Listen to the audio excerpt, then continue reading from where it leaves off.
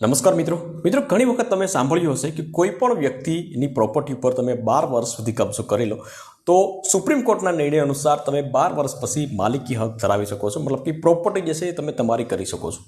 અને આ વસ્તુ સાચી છે, કોઈ ખોટી વસ્તુ કે હવાઈબાજી કંઈ છે નહીં. કંઈ પણ સુપ્રીમ કોર્ટે 20 માર્ચ 2024ના રોજ એક કેસની અંદર આ જજમેન્ટ જે છે એ જારી કરેલું હતું અને એમાં આ 12 વર્ષનો નિર્ણય જે છે તો એ કરવામાં આવ્યો હતો. પરંતુ આપણે જેટલું ધારીએ છીએ એટલું આ વસ્તુ સહેલી નથી.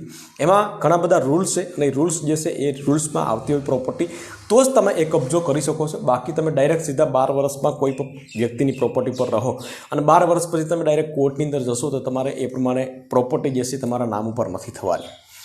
તો એને આપણે કોર્ટની ભાષાની અંદર વાત કરીએ તો એડવર્સ પોઝેશન તરીકે ઓળખીએ છીએ, પ્રતિકૂળ કબજા તરીકે એને ઓળખવામાં આવે છે. અને પ્રતિકૂળ કબજાનો કોઈ પણ કાયદો અત્યારે કોર્ટની અંદર નથી, બરાબર, એ સ્વાભાવિક છે. પરંતુ આના જે રૂલ્સ જે છે તો એ કયા કયા રૂલ્સ છે એના વિશે વિગતવાર વાત કરીશું. એકદમ સરળ ભાષાની અંદર આપણે આ વિડીયોના માધ્યમથી વાત કરીશું તો તમને પણ વાસ્તવિકતા જે છે એ સમજાઈ જશે મિત્રો. તો વિડીયોને લાસ્ટ સુધી જોતા રહેજો. તો ચાલો શરૂ કરીએ. તો વિગતવાર વાત કરીશું મિત્રો કે કોઈ પણ વ્યક્તિની પ્રોપર્ટી ઉપર તમે કન્ટિન્યુ 12 વર્ષ સુધી તમે કબજો કરી રાખેલો હોય તો તમે માલિક બની જાઓ કે પછી એનાથી વિશેષ કંઈ તમારે પ્રૂફ આપવા પડે, તો એના વિશે વિગતવાર વાત કરીશું આપણે. તો સૌપ્રથમ જે સુપ્રીમ કોર્ટે 20 માર્ચ 2024ના રોજ એક જજમેન્ટ આપેલું હતું અને એમાં જે ચુકાદામાં આપેલું હતું તો એના વિશે વાત કરીએ કે ભાઈ ફક્ત 12 વર્ષ સુધી તમે પ્રોપર્ટી ઉપર કબજો કર્યો હોય તો 12 વર્ષમાં તમે કબજો કરવાથી તમે માલિક નથી બની જતા. તો કેવી રીતે બની શકે? તો 20 માર્ચ 2024ના રોજ જે સુપ્રીમ કોર્ટે નિર્ણય આપ્યો હતો તો એને એક કોર્ટની ભાષામાં એડવર્સ પોઝિશન પણ કહેવામાં આવે છે. એડવર્સ પોઝિશન મતલબ કે પ્રતિકૂળ કબજો. હવે પ્રતિકૂળ કબજો એટલે શું? એમ માની લો કે કોઈ વ્યક્તિ એ પ્રોપર્ટીનો માલિક હોય તો સ્વાભાવિક છે કે એ માલિક જે છે તે પ્રોપર્ટીનો ઉપયોગ કરવાનો એનો પૂરો અધિકાર છે. પરંતુ એ વ્યક્તિ ક્યાંય બહાર હોય અથવા તો કોઈ પણ કારણોસર એ પ્રોપર્ટીનો ઉપયોગ ના કરતો હોય અને એવા સમયની અંદર ત્રીજો વ્યક્તિ એ પ્રોપર્ટીમાં આવીને રહેવા લાગે, તે પછી મકાન હોય, ખેતર હોય, પ્લોટ હોય કે કોઈ પણ હોય, તો એ ત્રીજો વ્યક્તિ જે છે એમાં વસવાટ કરવા લાગે અને ત્યાર પછી એનો મુખ્ય માલિકને કોઈ પણ પ્રોબ્લેમ ના હોય, કોઈ ઓબ્જેક્શન ના ઉઠાવે અથવા તો ના ઉઠાવે, બીજી વ્યક્તિ થોડો ઘણો સમય નહીં પરંતુ પૂરા 12 વર્ષ સુધી તેમાં રહેતો હોય અને એ પણ મુખ્ય માલિકને ખબર છે કે ભાઈ મારી માલિકી ઉપર ત્રીજો વ્યક્તિ રહે છે અને કબજો કરીને રહે છે, તો એવા સંજોગોમાં કોર્ટ એવું સમજશે 12 વર્ષ પછી કે પ્રોપર્ટીના મુખ્ય માલિક છે તો એ આ પ્રોપર્ટીમાં લાપરવાહ છે, તેને આ પ્રોપર્ટી હારે બહુ કોઈ લેવા દેવા નથી. તો એવા સંજોગોમાં કબજો કરેલી વ્યક્તિ છે તેનો કાયમી માટે હક વધારે મજબૂત બની જાય છે અને એને જ કહેવામાં આવે છે એડવર્સ પોઝિશન, મતલબ કે પ્રતિકૂળ કબજો. ત્યારે મુખ્ય માલિકને ખબર હોવા છતાં 12 વર્ષ સુધી તે કોઈ પણ પ્રકારની કાર્યવાહી ન કરે ત્યારે કબજાદાર વ્યક્તિ કોર્ટમાં એવો દાવો કરી શકે કે મને આ પ્રોપર્ટીનો માલિક ઘોષિત કરી દો, કારણ કે હું 12 વર્ષથી અહીંયા રહું છું. તો આ થઈ પ્રાઇવેટ પ્રોપર્ટીની વાત મિત્રો. પ્રાઇવેટ પ્રોપર્ટી માટે 12 વર્ષ છે, પરંતુ એ જ પ્રમાણે તમારે કોઈ સરકારી પ્રોપર્ટી હોય અને એમાં કબજો કરેલો હોય તો એના માટે 30 વર્ષ છે.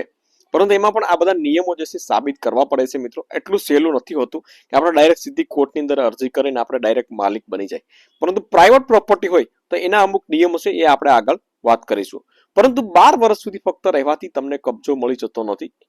હવે આપણે એના નિયમો જે છે એના વિશે જાણીશું, કારણ કે કોર્ટે એવા 7 નિયમો જે છે આ 20 માર્ચ 2024માં જે એક જજમેન્ટ આપેલું હતું તો કોર્ટે એવા 7 નિયમો બહાર પાડ્યા હતા અને એ તમારે કોર્ટની અંદર સાબિત કરવા પડે છે. વાસ્તવિકતા શું છે એ તમને ખ્યાલ પડી જશે. નિયમ નંબર 1 ની વાત કરીએ તો શાંતિપૂર્ણ કબજો હોવો જોઈએ. હવે શાંતિપૂર્ણ કબજો કોને કહેવાય? તો શાંતિપૂર્ણ કબજો એટલે કે મુખ્ય માલિક 12 વર્ષ સુધી એને કોઈ પ્રકારનું ઓબ્જેક્શન ના ઉઠાવેલું હોય, કબજો ખાલી કરવા માટે કંઈ અપીલ ના કરેલી હોય અથવા તો એના અગેન્સ્ટ કોઈ કાર્યવાહી ના કરેલી હોય અને બિલકુલ સરળતાથી થર્ડ પાર્ટી મતલબ કે ત્રીજી વ્યક્તિ છે એના કબજામાં 12 વર્ષ સુધી કન્ટિન્યુ રહેવા લાગે તો એને શાંતિપૂર્ણ કબજો કહેવામાં આવે છે. આ એક થઈ શરત પૂરી. હવે નિયમ નંબર 2 ની વાત કરીએ તો કે ભાઈ જગ જાહેર કબજો હોવો જોઈએ. જગ જાહેર કબજો મતલબ કે ચોરી છુપીથી નહીં, અડોશી પડોશીને પણ ખબર હોવી જોઈએ, બધા લોકોને ખબર હોવી જોઈએ. જગ જાહેર કબજો જે છે એ કહેવામાં આવે છે અને સાથે સાથે તેનો માલિક જે છે તો એને પણ ખબર હોવી જોઈએ કે મારી માલિકીમાં આ થર્ડ પાર્ટી વ્યક્તિ જે છે એ રહે છે. તો આ પ્રમાણે જગ જાહેર કબજો હોવો જોઈએ, ચોરી છુપીથી કબજો ન હોવો જોઈએ. તો આ 2 શરત અહીંયા પૂરી થાય છે. ત્યાર પછી ત્રીજો જે મુદ્દો જે છે તો એ છે નિરંતર કબજો. હવે નિરંતર કબજો એટલે શું? નિરંતર કબજો મતલબ કે તમે 12 વર્ષ સુધી કન્ટિન્યુ તમે રહેતા હોવા જોઈએ. એવું નહીં કે 2 વર્ષ અહીંયા તમે રહો, પછી 2 વર્ષ ત્યાંથી બીજી જગ્યાએ તમે રહો, ત્યાર પછી 5 વર્ષ પછી પાછા અહીંયા એક વર્ષ રહો, એવી રીતના નહીં. કન્ટિન્યુ તમે 12 વર્ષ સુધી ત્યાં ને ત્યાં એક ને એક જગ્યાએ તમે રહેતા હોવા જોઈએ. ચોથા નિયમની વાત કરીએ આપણે તો કે ભાઈ કબજો તમારો 12 વર્ષ સુધી તમારે હોવો જોઈએ. પ્રાઇવેટ પ્રોપર્ટી હોય તો 12 વર્ષ સુધી તમારો કબજો હોવો જોઈએ. પાંચમા નિયમની વાત કરીએ તો કે કબજો કર્યાની તારીખ પણ તમારી પાસે હોવી જોઈએ. 12 વર્ષથી કન્ટિન્યુ તમે રહો છો તો કયા વર્ષથી કઈ તારીખથી રહો છો તમે એ પણ તમને ખ્યાલ હોવો જરૂરી છે, બરાબર. અને એ 5 નિયમનું આ પ્રમાણે હશે તો 5 શરતો તમારી પૂરી થશે. હવે છઠ્ઠી શરતની વાત કરીએ આપણે તો કબજાનું નેચર પ્રતિકૂળ હોવું જોઈએ. હવે પ્રતિકૂળ નેચર એટલે શું મિત્રો?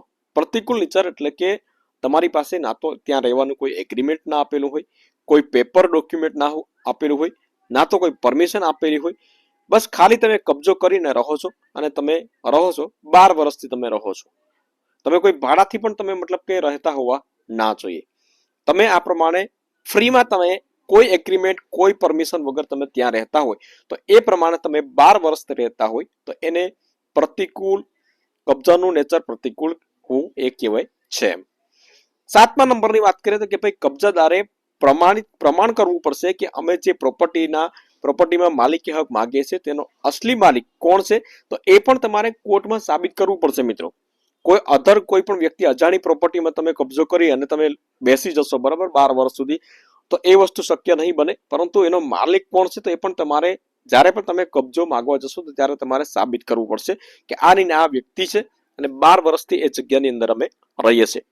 અને સાથે સાથે તમારે 12 વર્ષનો તમારે જે સરકારી ટેક્સ હોય તો એ પણ તમારે ભરવો પડશે. સપોઝ કે લાઇટ બિલ હોવું જોઈએ, ત્યાર પછી તમારે વેરા બિલ જે હોય તો એ પાણી બિલ જે પણ હોય એ તમારે ભરતું હોવું જોઈએ અને 12 વર્ષનો તમારી પાસે એ પ્રૂફ હોવા જોઈએ. તો કોર્ટ જે છે માન્ય રાખશે કે હા ભાઈ આ 12 વર્ષથી કન્ટિન્યુ રહે છે. બાકી તમારી પાસે પ્રૂફ નહીં હોય તો તમારે આ બધી શરતો પૂરી થઈ જાય તેમ છતાં પણ તમે માલિકી હક જતાવી શકશો નહીં. તો આ પ્રમાણે સાથે શરતો તમારે પૂરી થઈ જાય, બરાબર, તો જ તમે કોર્ટની અંદર તમે કેસ દાખલ કરી શકો છો મિત્રો. અને બની શકે મોસ્ટ ઓફલી ચાન્સીસ એવા છે કે તમારા ફેવરમાં એ કેસ આવે અને તમને એ કબજો મળી જાય. પરંતુ આ 7 શરત જે છે એ પૂરી કરવી પડે મિત્રો. ઘણા બધા મિત્રોને એવો પ્રશ્ન હોય કે ભાઈ 12 વર્ષ કબજો કરી દે એટલે ડાયરેક્ટ સીધું જે છે આપણા નામે પ્રોપર્ટી થઈ જાય, પરંતુ હકીકતમાં એવું કંઈ છે નહીં કંઈ પણ. તમને આ વિડીયો જોયા પછી તમને બધો ખ્યાલ પડી ગયો છે મિત્રો. વિડીયો ગમ્યો હોય તો વિડીયોને એક લાઇક જરૂરથી કરી લેજો, શેર કરજો અને ચેનલ ઉપર નવા આવ્યા હોય તો ચેનલને સબસ્ક્રાઇબ જરૂરથી કરી લેજો.